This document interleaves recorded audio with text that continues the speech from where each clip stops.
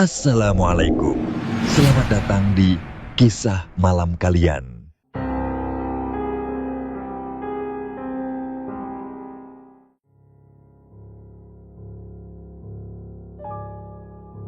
Sekitar tahun 2009, seorang pemuda bernama Risman baru saja lulus dari sekolah menengah atas di pinggiran kota Jakarta. Ia tidak serta-merta memilih jalur akademik, melainkan ingin terlebih dahulu menapaki dunia kerja. Ia merasa bahwa menunda kuliah bukanlah hal buruk, sebab menurutnya kehidupan nyata akan lebih banyak mengajarkan hal-hal yang tak pernah disentuh di bangku sekolah. Setelah mencari dan melamar ke beberapa tempat, Risman akhirnya diterima di sebuah perusahaan swasta kecil yang bergerak di bidang produksi alat rumah tangga. Disinilah perjalanannya dalam dunia kerja dimulai. Tempatnya sederhana, tapi cukup ramai dengan karyawan muda. Di antara sekian banyak rekan kerja, ada satu orang yang sangat dekat dengannya. Bahkan kemudian dianggap sebagai sahabat sejati, namanya Iwan. Iwan adalah perantau asal Jawa Tengah, tepatnya dari daerah Pati. Sejak remaja, ia sudah terbiasa hidup mandiri, berkelana dari satu pekerjaan ke pekerjaan lain di Jakarta. Ia menyewa kamar kos sederhana di kawasan industri dan bertahan hidup dengan kerja keras yang tak kenal lelah. Meski wajahnya sering terlihat serius, tapi Iwan termasuk sosok yang ramah, mudah diajak bercanda, dan selalu siap membantu rekan kerja. Kedekatan mereka tumbuh dengan cepat. Keduanya seolah memiliki frekuensi yang sama. Sering berbagi makan siang, tertawa di sela kerja lembur, bahkan beberapa kali saling menginap saat akhir pekan. Namun, seperti banyak usaha kecil lainnya, perusahaan tempat mereka bekerja tidak mampu bertahan di tengah persaingan. Dalam waktu kurang dari 3 tahun, usaha itu bangkrut dan ditutup tanpa peringatan. Pemutusan hubungan kerja terjadi serentak, membuat seluruh karyawan seolah terhempas dari perahu yang karam di tengah laut. Setelah itu, Risman kembali ke rumah orang tuanya dan hidup mengandalkan tabungan seadanya. Ia belum memiliki keahlian khusus, juga belum siap kembali melamar kerja.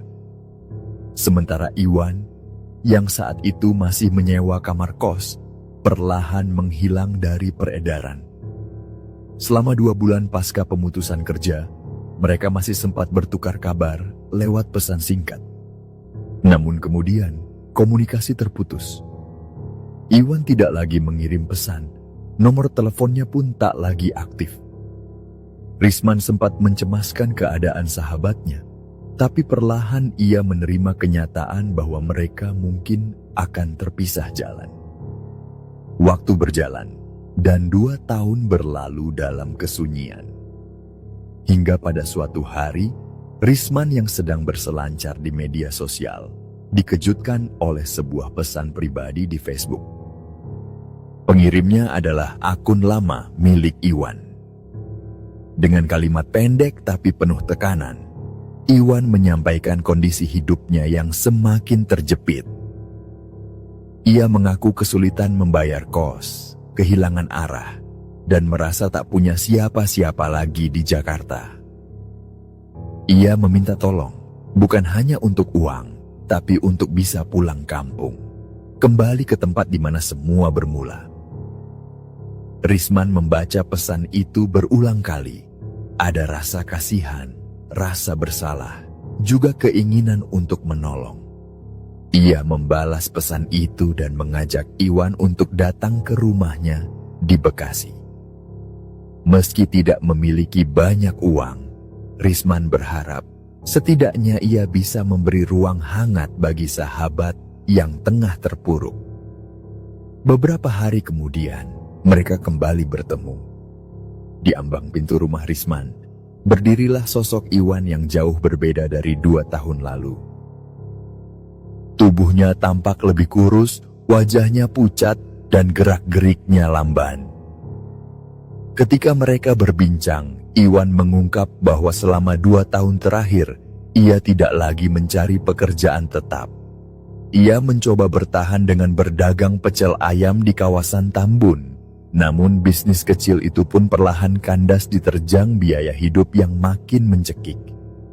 Ia sudah mencoba segala cara, tapi ibu kota terlalu keras untuk ditaklukkan oleh seorang diri. Kini, satu-satunya keinginan Iwan hanyalah pulang.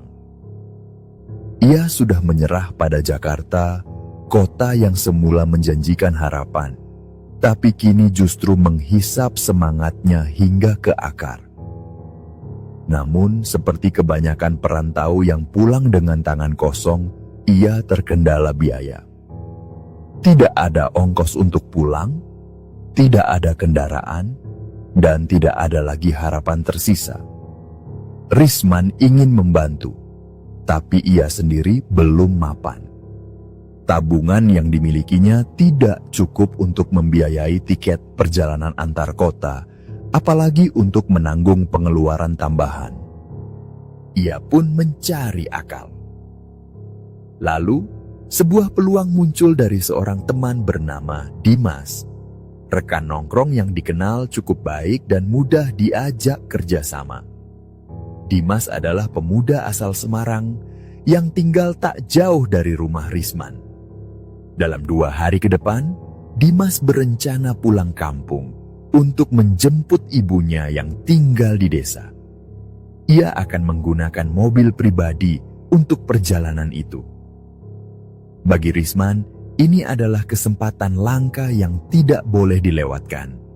Ia lalu menghubungi Dimas dan menceritakan kondisi Iwan. Tanpa banyak tanya, Dimas menyetujui usul Risman untuk mengajak Iwan ikut serta. Mereka sepakat untuk berangkat bersama, menggabungkan perjalanan ke Semarang dengan pengantaran ke kampung Iwan di sekitar perbatasan Pati dan Rembang. Dimas hanya meminta agar bensin dan tol bisa ditanggung bersama. Hari keberangkatan pun ditentukan. Iwan sempat kembali ke tempat tinggalnya di Tambun untuk berkemas. Ternyata, ia benar-benar berniat menutup lembaran hidupnya di Jakarta. Ia membawa hampir seluruh barang-barang dagangnya, termasuk alat masak besar seperti wajan, kompor gas kecil, serta beberapa peralatan berat lainnya. Bagasi mobil milik Dimas penuh sesak oleh barang-barang itu. Risman sempat bergumam dalam hati bahwa Iwan sudah benar-benar pasrah. Tidak ada lagi ambisi untuk bertahan. Tidak ada lagi semangat melanjutkan usaha. Yang tersisa hanyalah keinginan untuk kembali ke tanah kelahiran, apapun risikonya.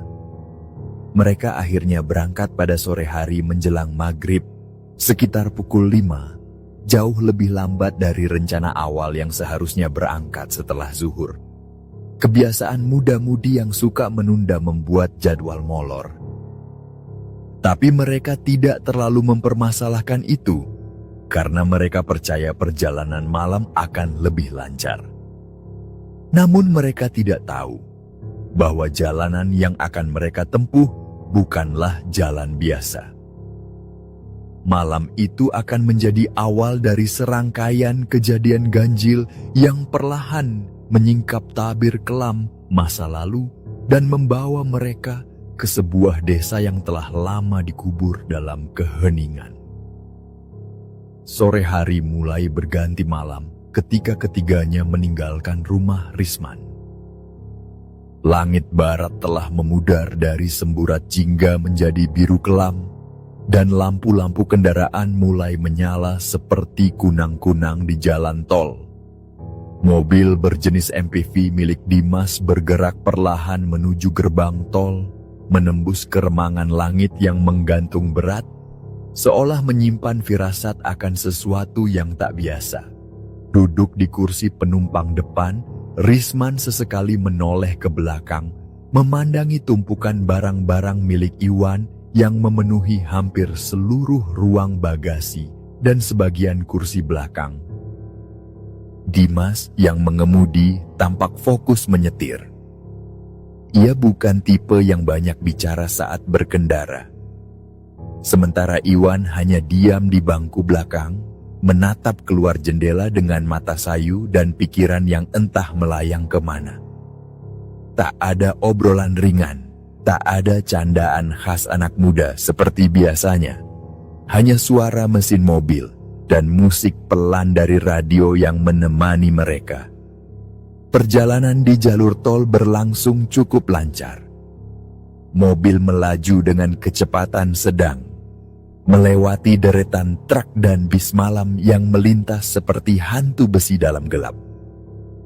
Namun begitu mereka keluar dari tol menuju Semarang, perjalanan mulai terasa lebih padat. Mereka masuk ke jalur Pantura, yang malam itu tampak dipenuhi antrean kendaraan besar. Lampu-lampu rem merah menyala berderet, mengisyaratkan kemacetan panjang di depan. Waktu sudah menunjukkan lewat pukul 10 malam ketika laju mobil terhenti total. Antrean mengular panjang dan tak ada tanda-tanda akan bergerak. Udara di luar mulai terasa lembab, menyatu dengan asap knalpot dan aroma aspal panas yang menguap. Beberapa warga lokal terlihat berdiri di pinggir jalan, memberitahu bahwa kemacetan di depan disebabkan oleh truk terguling. Mereka menyebutkan bahwa antrian bisa memakan waktu hingga 2 atau 3 jam ke depan. Dimas, yang sejak tadi menggenggam kemudi dengan tangan berkeringat, mulai menunjukkan gelagat gelisah. Ia membuka kaca jendela, menengok keluar, dan mencoba mencari celah. Tak jauh dari posisi mereka, tampak beberapa mobil pribadi mulai memutar arah, kemudian berbelok ke kanan, masuk ke jalan kecil yang remang-remang tertutup bayangan pepohonan. Jalan itu tampak seperti jalan desa, sempit, tidak terlalu terawat, dan hanya muat satu mobil untuk melintas. Setelah beberapa mobil masuk ke jalur tersebut, Dimas menoleh pada Risman dan Iwan. Ketiganya saling bertukar pandang, tidak berkata-kata, seolah memikirkan hal yang sama. Ketika mobil ketiga akhirnya masuk ke jalur itu, mereka sepakat mengikuti, berharap itu adalah jalan alternatif yang bisa mempercepat perjalanan. Tanpa pertimbangan lebih jauh, mobil pun membelok, meninggalkan keramaian jalur utama dan masuk ke dalam lorong gelap yang asing. Lampu depan mobil menjadi satu-satunya penerang di tengah gelapnya jalanan. Pepohonan di kanan kiri tampak menjulang tinggi, rantingnya menunduk rendah seolah menghalangi laju kendaraan. Jalanan menyempit, lalu perlahan menanjak.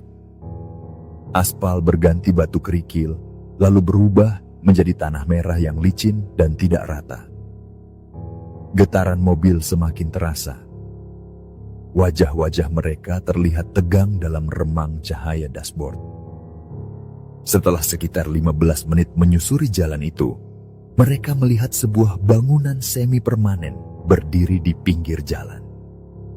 Bangunan itu tampak seperti ruko tua, dengan pintu seng dan jendela kayu yang sudah lapuk.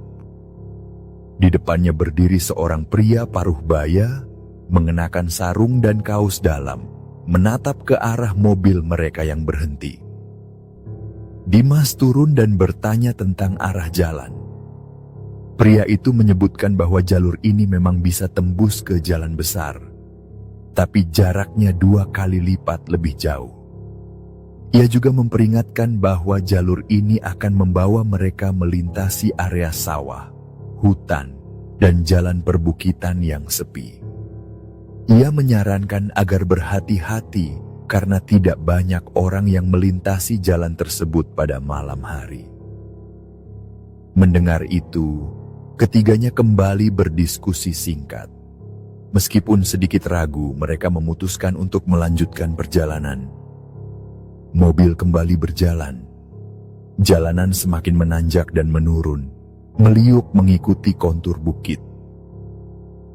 Di beberapa titik, lampu mobil menangkap kilauan embun di atas rumput tinggi yang menutupi sisi jalan. Mereka melewati area persawahan luas yang gelap dan sunyi. Di kejauhan terdengar suara kodok bersahutan dengan jangkrik yang seakan menyanyikan nyanyian malam dari dunia lain.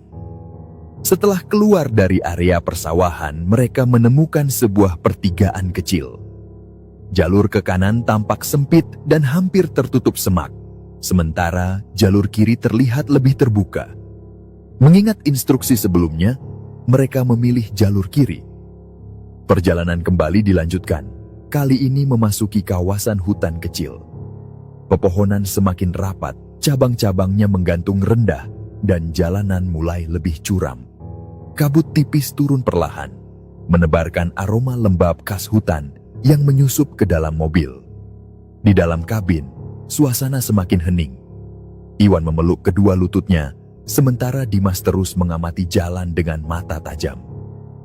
Risman mencoba tetap tenang, tapi hatinya mulai dicekam kegelisahan. Lalu tanpa peringatan, mobil terguncang hebat. Bunyi benturan keras terdengar dari bagian bawah kendaraan, membuat ketiganya terangkat dari jok. Dimas segera menghentikan laju mobil, matanya melebar karena terkejut. Mereka turun, membawa senter ponsel, memeriksa bagian depan dan kolong kendaraan. Namun tidak ada apapun yang terlihat. Tidak ada batu besar, tidak ada batang pohon, bahkan jalanan tampak mulus untuk ukuran jalan desa. Ketiganya saling pandang, mulai merasakan hawa yang tak biasa. Tak satu pun dari mereka mampu menjelaskan apa yang terjadi. Meski tidak melihat wujudnya, mereka sepakat bahwa sesuatu telah menabrak atau ditabrak oleh mobil mereka. Dan yang lebih menyeramkan, apapun itu, kini menghilang tanpa jejak. Mereka masuk kembali ke dalam mobil dan mencoba menenangkan diri. Tapi baru beberapa menit berjalan, bau tak sedap mulai menguar dari bagian belakang. Awalnya samar, lalu semakin pekat. Ada aroma anyir seperti darah, bercampur dengan bau kampas kopling terbakar. Dimas mulai panik, merasa bahwa kendaraannya dalam kondisi tak wajar. Ia mengurangi kecepatan sambil membuka jendela agar udara segar masuk. Namun bau itu tidak pergi, bahkan semakin kuat. Seiring bau yang menyengat itu, muncul pula suara aneh dari bagasi belakang. Bunyi ketukan kecil, seperti ada benda berat yang bergeser pelan-pelan, berulang dengan irama tak teratur. Semula mereka mengira itu hanyalah alat masak milik Iwan yang bergerak karena guncangan. Tapi suara itu tetap terdengar, bahkan saat mobil berjalan di jalan datar tanpa guncangan. Rasa takut mulai menjalar. Ketiganya tidak mengucapkan sepatah kata pun. Mereka tahu bahwa sesuatu yang tidak terlihat tengah ikut bersama mereka.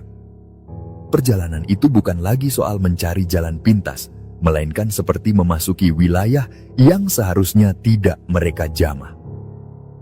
Ketika akhirnya mereka melihat cahaya samar dari sebuah warung kecil di tepi jalan, Dimas segera menghentikan mobil. Warung itu tampak tua, berdinding kayu dan beratap seng. Tidak ada papan nama, hanya ada beberapa termos dan kursi plastik usang di depan bangunan. Risman dan Dimas turun untuk membeli kopi panas, mencoba mengendorkan ketegangan yang mencengkeram dada. Sementara itu, Iwan berjalan ke belakang, membuka bagasi untuk memeriksa barang bawaannya. Dan di sanalah tergeletak sesuatu yang membuat darahnya serasa berhenti mengalir. Di antara tumpukan alat-alat masak milik Iwan, tergeletak bangkai seekor kucing hitam. Bulunya lebat, tubuhnya gemuk, dan posisinya seperti dilipat dalam kematian yang tidak damai.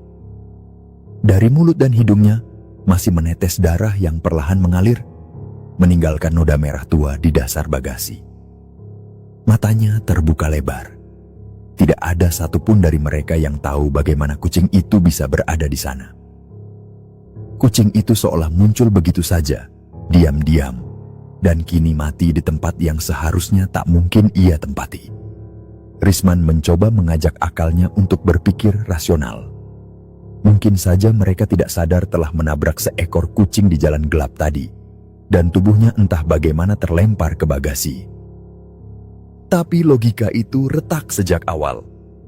Tidak ada lubang di bagian belakang mobil, tidak ada celah masuk, dan bagasi itu sendiri dikunci rapat dari awal perjalanan. Bahkan andai kucing itu bisa meloncat masuk dengan ajaib, bagaimana bisa ia mati dalam posisi seperti itu? Iwan hanya berdiri membeku. Ia mengenal dunia mistis lebih dari Risman dan Dimas.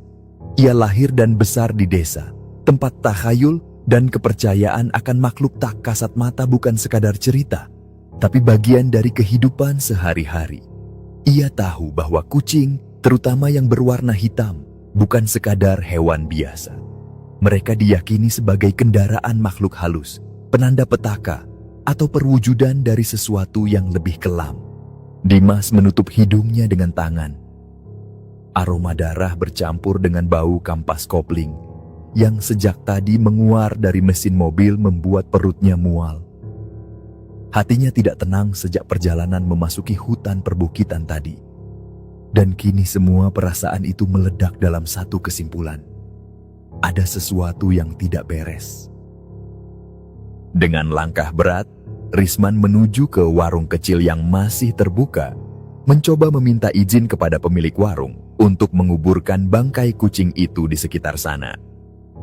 Pemiliknya, seorang perempuan tua dengan kerudung kusam dan wajah tanpa ekspresi, hanya menggeleng pelan.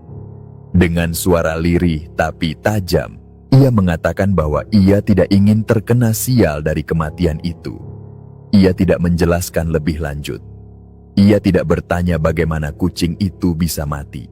Ia hanya menolak, seolah tahu bahwa ini bukan perkara biasa.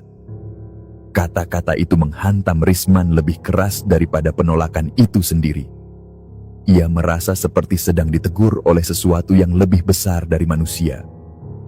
Perempuan itu, dalam diamnya, menyampaikan lebih banyak daripada yang ia ucapkan. Tatapan matanya seperti memerintahkan mereka untuk segera pergi sebelum sial itu menempel lebih dalam. Risman kembali ke mobil dengan langkah kaku. Dimas dan Iwan sudah berdiri menunggu dengan wajah yang pucat dan cemas. Mereka bertiga tahu bahwa bangkai itu harus dikuburkan. Tidak hanya karena bau darah yang tak tertahankan, tapi karena perasaan tidak enak yang kian membebani mereka sejak saat kucing itu ditemukan. Mobil kembali melaju perlahan di jalan sempit. Kabut tipis turun dari langit, menggantung rendah di antara pohon-pohon di pinggir jalan. Cahaya lampu mobil menerobos kabut itu dengan susah payah, menciptakan bayangan aneh yang menari di antara batang dan ranting. Suasana di dalam mobil sunyi total. Tidak ada yang berbicara. Bahkan suara musik yang sebelumnya mengisi kekosongan kabin kini telah dimatikan. Di tengah sunyi itu, suara ketukan mulai terdengar kembali dari arah belakang. Bunyi pelan, namun jelas, seperti benda logam yang diketuk perlahan. Bunyi itu terdengar bahkan saat mobil berjalan pelan di jalan datar. Ketiganya kini benar-benar diliputi ketakutan. Mereka tidak lagi bisa menepis perasaan bahwa mereka sedang diikuti. Atau lebih buruk, sedang ditemani oleh sesuatu yang tidak mereka undang. Iwan yang duduk di kursi belakang mulai menggigit kuku.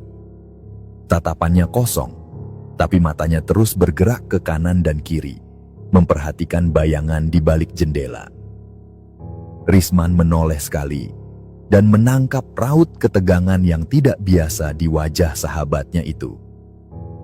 Dimas akhirnya bicara, mengatakan bahwa jika kampas koplingnya terus bermasalah, ia khawatir mobil akan mati di tengah jalan seperti ini.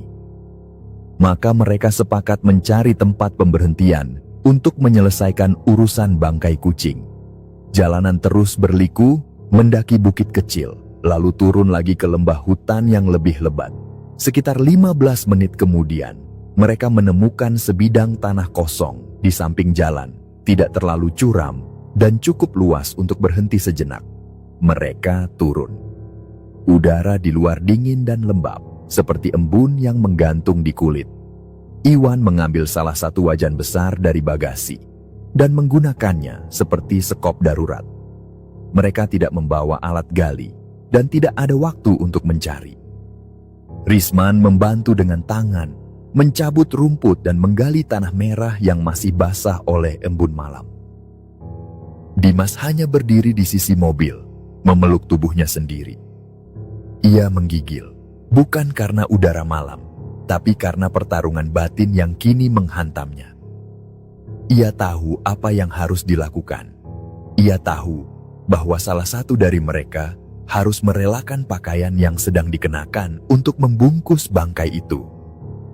Akhirnya, dengan ragu, Dimas membuka jaket yang ia kenakan, lalu melepaskan kaos dalamnya. Ia menyerahkannya kepada Risman, yang kemudian menyobek kain itu dan membungkus tubuh kucing yang sudah membeku. Kain putih yang ternoda darah menjadi semacam kafan dadakan, sederhana namun penuh makna.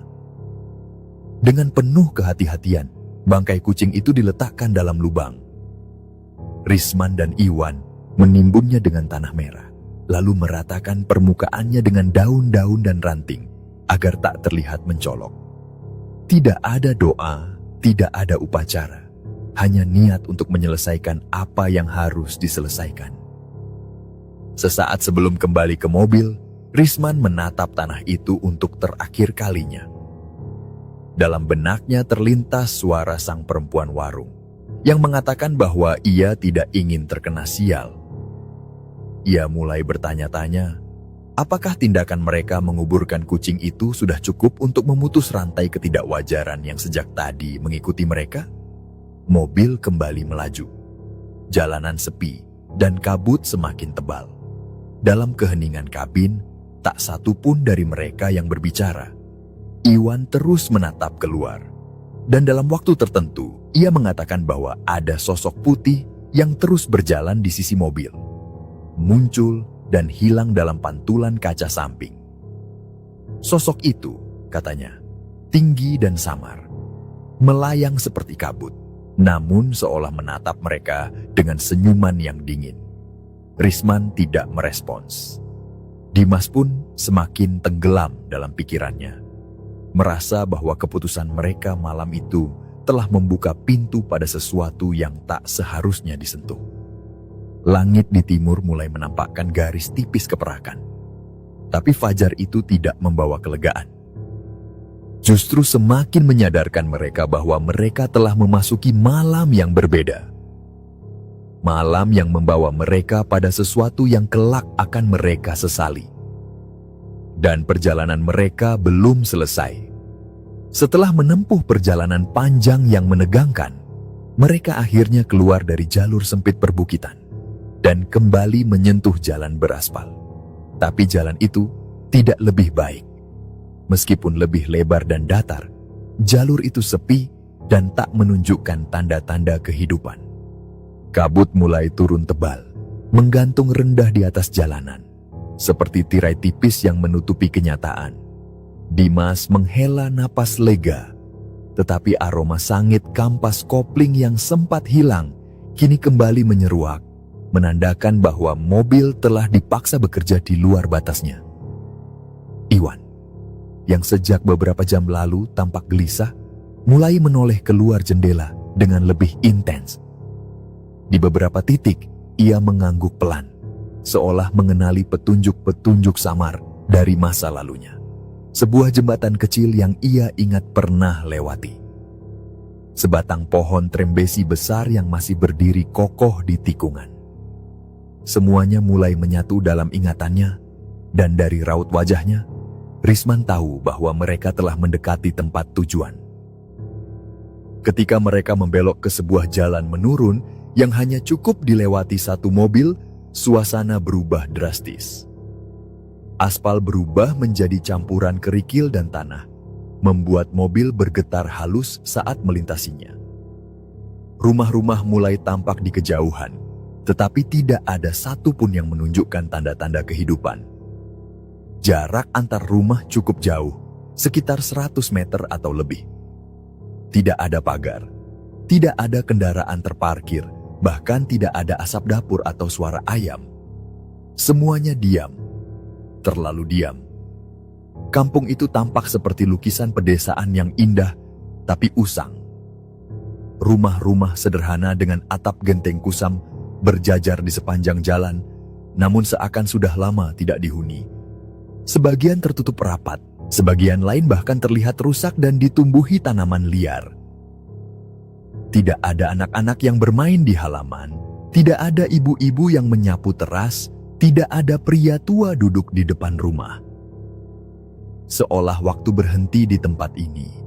Mobil akhirnya berhenti di depan sebuah rumah kayu yang berdiri di sisi kanan jalan, sedikit terbenam dibanding bangunan lain. Halamannya sempit, dipenuhi rumput liar dan ilalang. Sebatang pohon pisang tumbuh di sisi kiri, dengan daun-daunnya yang mengering tergantung lemas. Di sudut kanan halaman, berdiri sebuah sumur tua dengan timba dari ember hitam dan tali yang sudah aus. Tepi sumur ditumbuhi lumut, dan air di dalamnya tidak terlihat jelas karena diselimuti bayangan tebal dari pohon di sekitarnya. Iwan turun terlebih dahulu. Wajahnya memancarkan campuran lega dan ketegangan. Ia melangkah pelan ke depan rumah, lalu berdiri kaku beberapa detik sebelum mengetuk pintu. Sebelum tangannya menyentuh daun pintu, suara derit dari dalam terdengar, dan pintu itu terbuka sedikit demi sedikit dengan gerakan lambat yang menimbulkan gemeretak kayu tua yang menyeramkan. Dari balik pintu, muncullah sosok perempuan tua, pendek, kurus, mengenakan daster longgar berwarna pucat, dan kerudung lusuh yang menutupi rambutnya sepenuhnya. Wajahnya penuh keriput, matanya tampak kosong namun tajam, dan kulitnya sangat pucat. Ia berdiri mematung, menatap Iwan dalam diam. Lalu bibirnya melengkung membentuk senyum kecil. Senyum yang tak serta-merta memberi kehangatan, melainkan seperti cerminan kebiasaan, bukan perasaan. Iwan tampak tersentak, lalu segera memeluk perempuan itu. Risman dan Dimas saling berpandangan, lalu mengangguk sopan dan mengikuti masuk ke dalam. Begitu mereka melewati ambang pintu, udara di dalam rumah seperti berubah, lebih lembab, lebih berat, dan menyimpan bau tanah yang tidak biasa. Rumah itu sangat sederhana, dibangun dari kombinasi kayu tua dan tembok retak yang sebagian besar sudah mengelupas. Tidak ada perabot mencolok. Semua terlihat seperti peninggalan masa silam. Lemari, kayu lapuk, karpet usang, dan tikar lusuh yang digelar di lantai. Ruangan itu merangkap sebagai ruang tamu dan ruang makan. Tidak ada meja makan, hanya tikar dan beberapa bantal tipis yang disandarkan ke dinding. Lampu gantung kuning menyala redup dari langit-langit, memantulkan cahaya yang tidak stabil, berkedip sesekali seperti akan padam. Di sisi ruangan ada sebuah pintu kayu tua yang tampaknya menuju ke kamar, dan di sisi belakang terlihat dapur terbuka yang nyaris seperti gubuk. Risman mulai merasa ada sesuatu yang aneh. Rumah ini tampak terlalu hening. Bahkan suara mereka sendiri seperti terdengar pelan, seolah diredam oleh dinding-dinding tua. Lebih aneh lagi, rumah ini tampaknya tidak menunjukkan tanda-tanda dihuni secara aktif. Tidak ada barang dapur, tidak ada peralatan makan. Bahkan air minum pun harus mereka ambil dari kendi besar di pojok ruangan yang airnya keruh. Perempuan tua itu, yang dikatakan sebagai Ibu Iwan, hanya duduk di sudut ruangan. Ia tidak banyak bicara, hanya menjawab dengan anggukan atau senyuman kecil yang semakin lama terasa makin tidak wajar. Gerakannya pun lambat. Ketika ia menoleh, gerakannya terlalu pelan. Iwan tampak tak memperhatikan hal itu. Ia terlalu larut dalam kebahagiaan karena akhirnya bisa pulang. Ia menyatakan hendak mencari bahan makanan di warung terdekat. Risman dan Dimas menunggu dengan ragu. Mereka menatap ke arah dapur yang gelap dan kosong, lalu ke ruangan belakang yang nyaris tak terlihat. Beberapa waktu kemudian, Iwan kembali membawa telur, bumbu, dan beberapa bungkus mie instan. Dari mana ia mendapatkannya, mereka tidak bertanya. Mereka hanya bersyukur bisa mengisi perut. Mereka mulai memasak, menyalakan tungku kayu yang masih tertutup debu. Suara kayu terbakar menjadi satu-satunya suara yang menemani mereka di rumah itu. Ketika makanan siap, mereka menggelar tikar dan mulai makan. Perempuan tua itu ikut duduk, namun sama sekali tidak menyentuh makanan. Ia hanya menatap mereka satu persatu, tersenyum pelan, dan sesekali mengangguk seperti menyetujui sesuatu yang tidak pernah mereka katakan. Risman mencoba mengabaikannya, namun makin lama, tatapan itu terasa mengiris. Senyuman itu terlalu tenang, terlalu datar, seperti topeng yang tidak pernah bergerak. Setelah makan, mereka beristirahat. Iwan menunjukkan tempat tidur seadanya di ruang depan. Hanya ada satu kamar, yang tampaknya digunakan oleh ibunya. Dimas memilih untuk tidur dekat pintu, sementara Risman merebahkan tubuhnya di dekat jendela. Lampu dimatikan. Ruangan menjadi gelap kecuali cahaya remang dari luar yang menyelinap lewat celah dinding kayu. Waktu terus bergulir perlahan, seolah menolak beranjak dari malam. Suasana di rumah itu semakin menyesakkan. Ruang demi ruang dipenuhi hawa yang tidak bisa dijelaskan. Dingin, lembab, dan berat.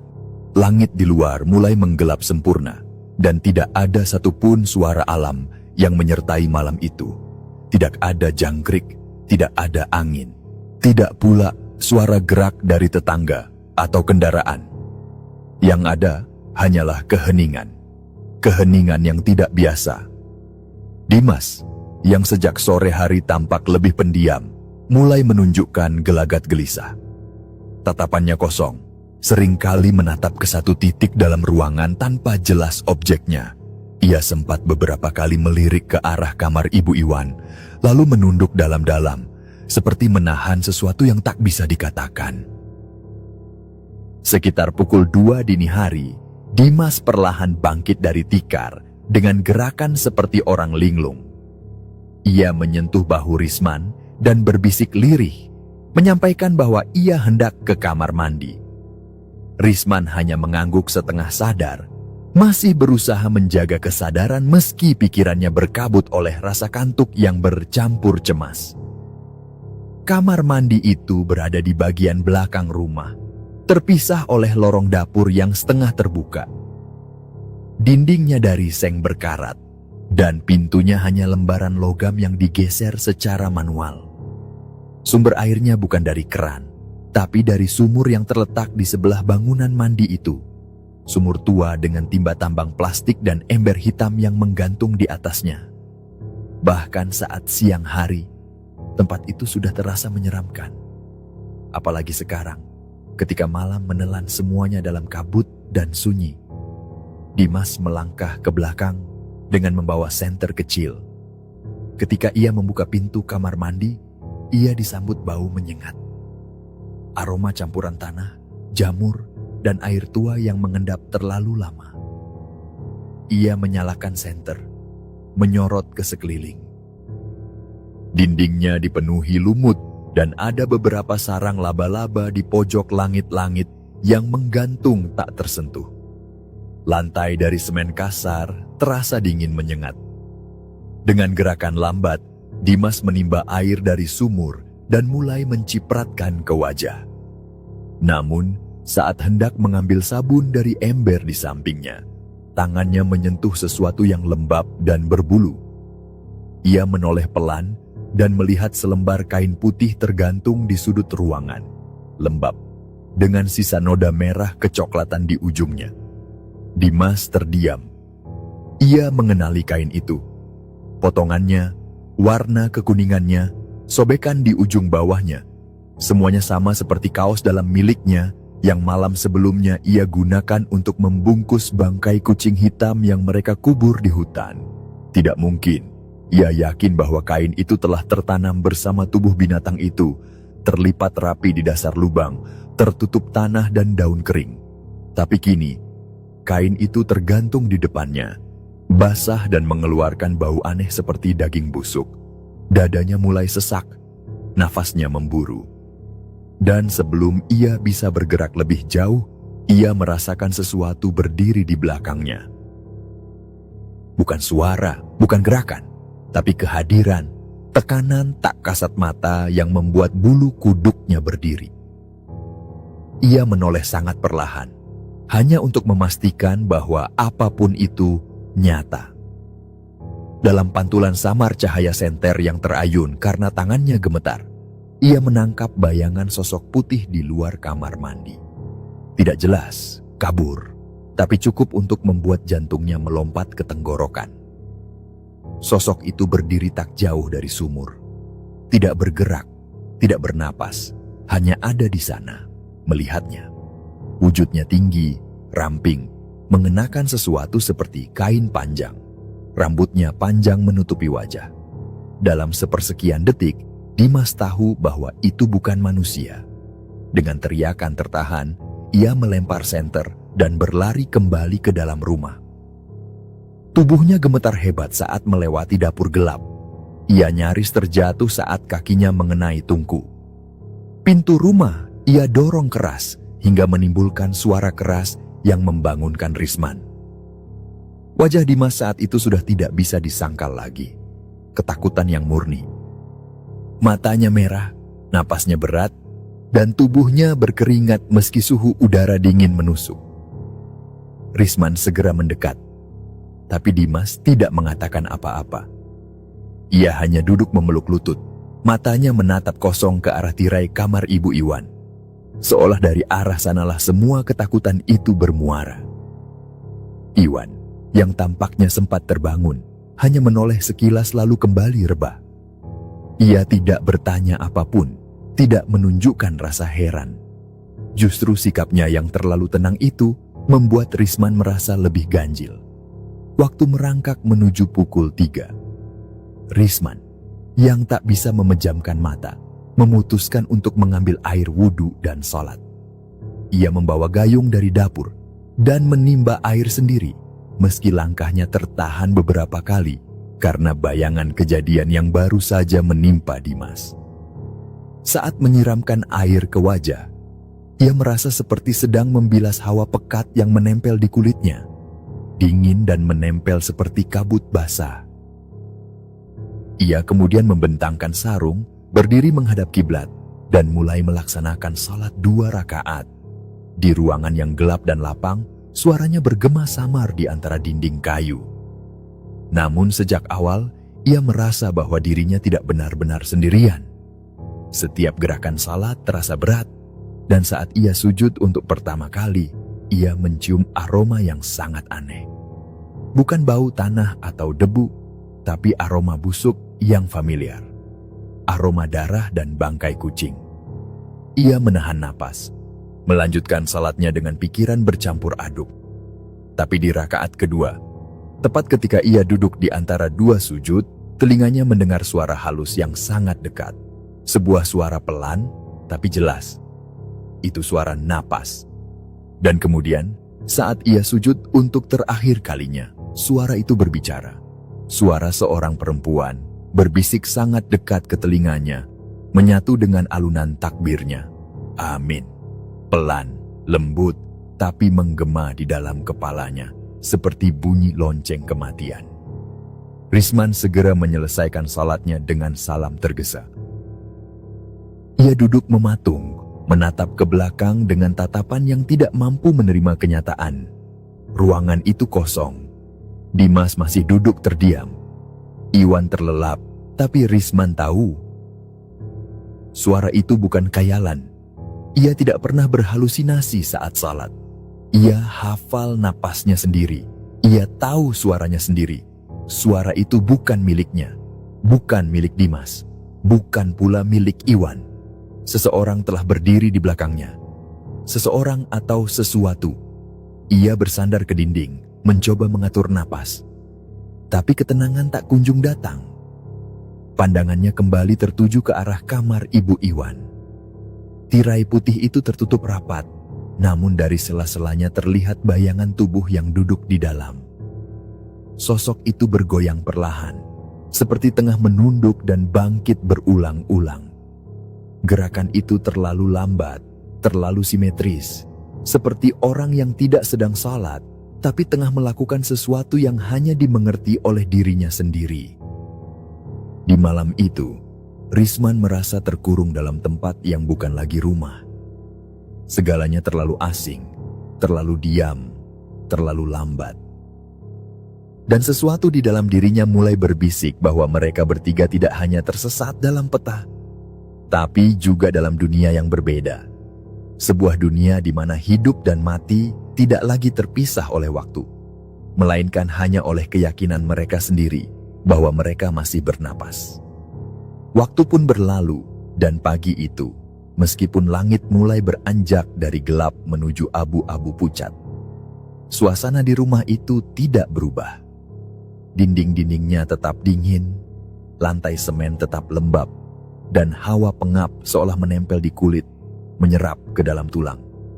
Waktu terasa berjalan lambat, seolah enggan meninggalkan malam yang penuh keganjilan. Cahaya matahari gagal menembus celah kayu jendela yang tertutup debu. Dunia di luar mungkin telah hidup, tetapi rumah itu masih tertidur dalam kematian. Risman belum tidur. Ia duduk bersandar di dinding dengan mata sembab dan pikiran yang berkecamuk. Ia masih menggenggam sarung yang semalam ia pakai untuk salat. Kain itu basah oleh keringat dingin. Dalam benaknya masih terngiang kejadian dini hari tadi, ketika ia sujud dan mendengar seseorang mengucap amin di belakangnya. Ia yakin tidak ada seorang pun berdiri di sana, namun suara itu sangat nyata, terlalu dekat untuk bisa diabaikan. Dimas pun belum tidur. Sejak kembali dari kamar mandi, tubuhnya menggigil seperti demam, dan matanya menatap kosong ke arah lantai. Ia tidak berbicara sepatah kata pun. Dan bahkan ketika Risman sempat menyentuh lengannya, ia hanya menggeleng lemah. Wajahnya tampak seperti orang yang telah melihat sesuatu yang tidak seharusnya dilihat. Sementara itu, Iwan terlihat bangun paling awal, tampak seperti orang yang baru tidur nyenyak. Ia berjalan keluar rumah tanpa ragu, lalu kembali dan menyapa ibunya yang duduk di sudut ruang tengah. Perempuan tua itu masih mengenakan daster lusuh dan kerudung yang sama seperti kemarin. Posisi duduknya tak berubah, sorot matanya tetap kosong, dan senyumnya tetap tergambar di bibirnya. Bagi Risman, senyum itu tidak lagi terasa manusiawi, melainkan lebih mirip raut topeng yang dipasang paksa. Setelah sarapan dengan sisa makanan semalam, Iwan sempat mengajak mereka berjalan keluar rumah sebentar. Risman menerima ajakan itu dengan rasa lega, berharap udara luar bisa menghilangkan tekanan di dadanya. Mereka berjalan menyusuri jalan tanah kampung yang sama sunyinya seperti saat mereka datang. Rumah-rumah berjajar jarang dengan halaman yang dipenuhi ilalang. Tidak ada suara, tidak ada aktivitas. Tak satupun rumah menyalakan radio atau membuka jendela. Seolah seluruh kampung ini masih tertidur di balik lapisan debu waktu. Risman sempat mencoba menyapa seorang pria tua yang duduk di serambi sebuah rumah. Pria itu hanya menoleh perlahan, tanpa ekspresi, lalu masuk ke dalam rumah dan menutup pintu. Tidak ada kata sambutan, tidak ada tanda kehidupan. Saat mereka kembali ke rumah, Dimas memilih duduk di teras. Ia menolak masuk, hanya memeluk lututnya sambil menatap lurus ke jalan. Risman memahami sikap itu dan tidak berusaha memaksanya. Ketika ia masuk ke dalam rumah, Iwan tampak sedang memegang ponsel. Ia mengatakan bahwa ia ingin menghubungi sepupunya yang tinggal di kecamatan sebelah, lelaki bernama Darto, untuk memberi kabar bahwa ia telah tiba di kampung dan bertemu dengan ibunya. Namun, yang terjadi setelah itu membuat wajah Iwan berubah drastis. Ketika sambungan tersambung, Suara Darto terdengar kaget dan heran. Ia bertanya dengan nada bingung tentang keberadaan Iwan. Iwan menjawab bahwa ia telah pulang dan sedang bersama ibunya di rumah. Namun Darto justru mengabarkan bahwa ibu Iwan tinggal bersamanya di rumahnya dan belum kembali ke kampung sejak Iwan merantau. Ia bahkan menegaskan bahwa rumah lama itu sudah lama tidak dihuni dan warga sekitar pun tidak berani mendekatinya karena diyakini angker. Risman memperhatikan bagaimana tangan Iwan mulai gemetar dan ponsel yang tadi digenggamnya perlahan jatuh ke lantai. Wajahnya pucat dan tatapannya kosong mengarah ke ruang tengah. Di sana, sosok perempuan tua yang sedari tadi mereka anggap sebagai ibunya masih duduk dengan posisi yang sama. Senyuman tipis terpatri di wajahnya.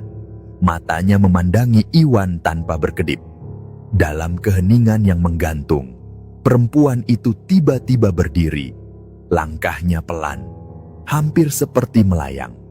Kain dasternya menyeret lantai, menimbulkan suara gesekan lembut.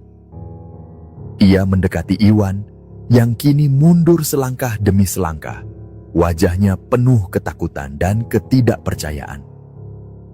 Ketika jarak mereka hanya tinggal beberapa langkah, perempuan itu berhenti, memandang Iwan dengan tatapan yang dingin dan dalam, lalu berbicara dengan suara rendah yang bergetar aneh. Perempuan itu menyampaikan bahwa sekarang kamu sudah tahu. Kalimat itu meluncur dengan pelan namun tajam, seperti pisau dingin yang menembus kulit dan menusuk ke jantung. Iwan hanya berdiri kaku, tak mampu menjawab, tak bisa melawan. Setelah mengucapkan kata itu, perempuan itu memutar tubuhnya. Tidak terburu-buru, tidak tergesa. Ia melangkah menuju pintu dapur, lalu berjalan ke belakang rumah. Tidak terdengar suara derap kaki, tidak terlihat gerakan pakaian, dan saat Risman mencoba menoleh ke arah dapur, sosok itu sudah tidak ada. Ia lenyap dalam senyap, seolah menguap bersama udara pagi yang dingin. Iwan hanya berdiri lama di tempatnya, sebelum akhirnya berucap pelan bahwa perempuan itu bukanlah ibunya. Suaranya lirih dan nyaris seperti orang berbicara kepada dirinya sendiri. Tak satu pun dari mereka merespons. Dimas masih di luar, dan Risman hanya bisa diam, karena kata-kata pun tidak lagi cukup. Tanpa banyak bicara, mereka sepakat untuk segera pergi. Mereka hanya keluar dari rumah itu dengan langkah berat, menuruni jalan kecil yang membawa mereka kembali ke jalan utama. Sepanjang perjalanan keluar dari kampung, tak seorang pun warga menampakkan diri. Semua rumah tetap tertutup. Tidak ada satupun suara dari balik dinding, seolah tempat itu tidak pernah benar-benar dihuni. Mobil mereka masih terparkir di bawah pohon pisang yang daunnya layu. Dimas menyetir dalam diam. Risman duduk di depan, sesekali melirik ke arah belakang, memastikan bahwa mereka tidak diikuti. Iwan duduk di tengah, membisu, menatap jalanan yang makin lama makin ramai saat mereka meninggalkan wilayah kampung. Ketiganya tidak saling bicara sepanjang jalan pulang. Tidak ada yang membahas apapun. Hanya suara mesin mobil dan gemerisik angin yang melewati kaca jendela. Beberapa minggu setelah kejadian itu, Risman masih sering terbangun di tengah malam. Keringat dingin membasahi tubuhnya. Ia memimpikan rumah itu. Mimpinya penuh dengan tikar usang, kamar gelap, senyum perempuan tua yang tak pernah berubah, serta suara amin yang terdengar jelas di belakang telinganya setiap ia sujud dalam salat. Dimas pun tidak pernah berbicara lagi tentang malam itu, bahkan menghindari percakapan tentang kampung, rumah, atau apapun yang menyerempet kejadian tersebut. Sementara Iwan tidak pernah terdengar kabarnya lagi. Nomornya tak lagi aktif, dan akun media sosialnya menghilang begitu saja. Seolah ia lenyap atau sengaja menghilang bersama rahasia yang masih disimpannya sendiri.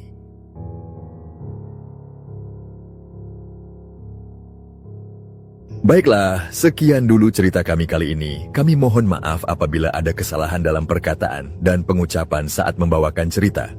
Terima kasih banyak untuk Dina yang telah mengirimkan ceritanya. Bagaimana pendapat kalian dari cerita ini? Meskipun bukan kisah nyata. Semoga dengan kisah ini dapat menghibur sahabat semua. Bila mana sahabat kisah malam kalian punya satu kisah mistis, silakan kirim ke alamat email kami. Insya Allah, nanti akan kami ceritakan. Setiap cerita yang ditayangkan, nantinya akan diberikan apresiasi berupa souvenir yang menarik.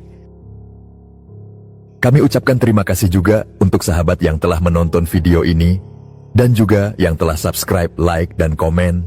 Dan untuk yang sudah mendukung channel ini, kami mengucapkan terima kasih banyak, dan semoga Allah membalas kebaikan sahabat semua. Akhirnya, saya memohon maaf kalau dalam menyampaikan kisah ini terdapat kesalahan dalam berkata-kata dan pengucapan. Dan saya Sandi undur diri, sampai jumpa lagi di kisah kami selanjutnya.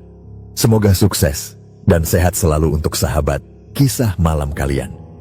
Assalamualaikum. Selamat datang di